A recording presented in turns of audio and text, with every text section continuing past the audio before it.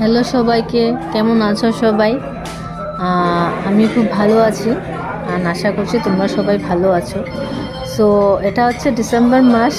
তো আমাদের সবার মানে একটা লাস্ট ইয়ার সবাই একটা ফেস্টিভ সিজন থেকে বেরিয়ে এসে আর ক্রিসমাস আসে, 31st আসে, তো সবাই মানে পিকনিক, খাওয়া দাওয়া সেই নিয়ে একটু খুব আনন্দে আমরা বছরটাকে কাটাই।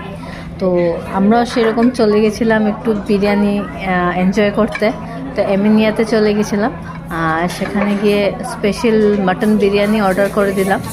তো বিরিয়ানিটা দারুণ ছিল, টেন্ডার আর ফ্লেভারফুল ছিল, একদম লাইট মশালা ছিল, কোনো রকম সেরকম হেভি ছিল না। দারুণ লেগেছে খেয়ে, আর আমি আর আমার হাজব্যান্ড খুব ভালো করে সেটাকে এনজয় করেছি। আর বিরিয়ানি এমন একটা জিনিস, সেটাকে ভালোবাসে না এমন কোনো লোক নেই।